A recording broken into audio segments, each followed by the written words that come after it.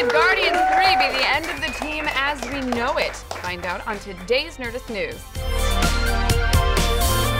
Guardians of the Galaxy Volume 2 is still half a month away from blasting into theaters, but that doesn't mean it's too early to already be talking about what's next for the team. Even director James Gunn can't resist spreading the intergalactic gossip.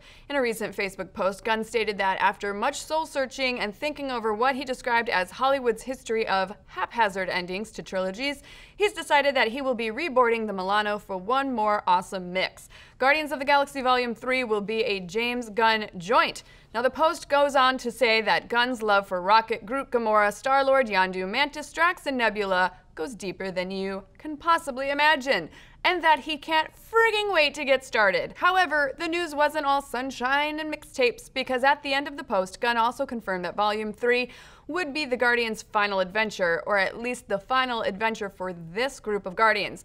Volume 3 will conclude the story of this iteration of the Guardians of the Galaxy, said Gunn, and help catapult both old and new Marvel characters into the next 10 years and beyond. So enjoy these Guardians while you can, because we may only have 2 more movies to enjoy Peter Quill's cheesy dance moves, Drax's inability to take a joke, and Groot's general grootiness. But still, it's kind of, sorta, to be expected. 3 films and you're out seems to be a prevailing trend in the MCU. RDJ took 3 solo flights in the Iron Man suit before transitioning into his role as the king of spotlight, stealing cameos in movies like Civil War and Spider-Man Homecoming.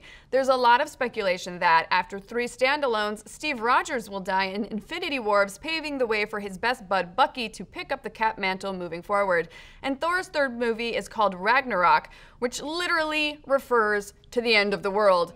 And while, yes, this is definitely a bit of a bummer, especially for Thor, who only now seems to be realizing his full potential with the Hulk-infused space epic insanity of that most recent trailer, it's also not a bad move. The thing we all love about the Marvel Cinematic Universe is that it's not just a series of awesome movies, it is a living, breathing universe, one that has changed, grown, and evolved over the last decade. Staying stuck on a certain group of characters forever is kind of the antithetical to everything that makes this franchise so special.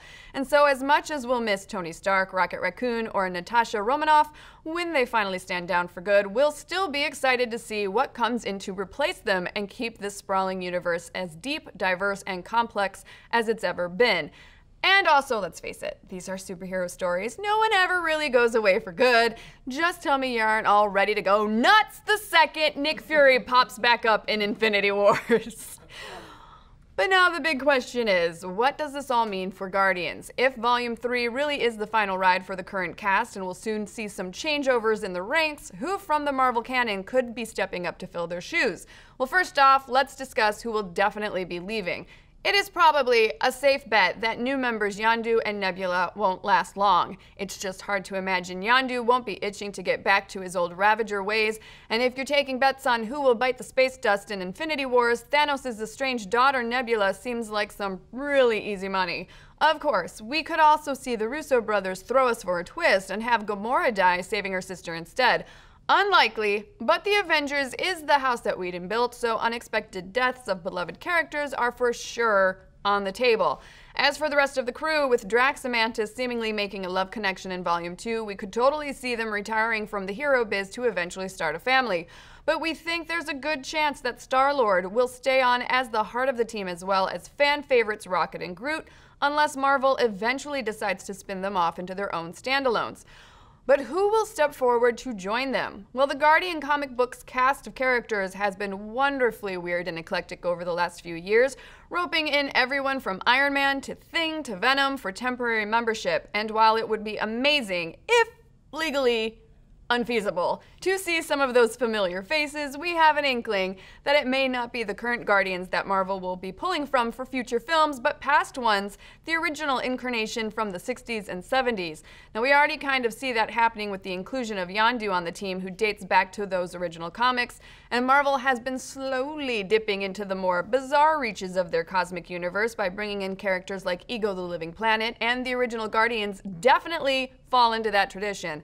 So get ready, because Major Vance Astro, Captain Charlie 27, and the rest of the OG Guardians may be coming to a theater near you sometime in the mid-2020s. And if you don't know who the heck they are, just remind yourself, 5 years ago, you probably had no idea who Star-Lord was either. Who? Star-Lord, man. Legendary outlaw.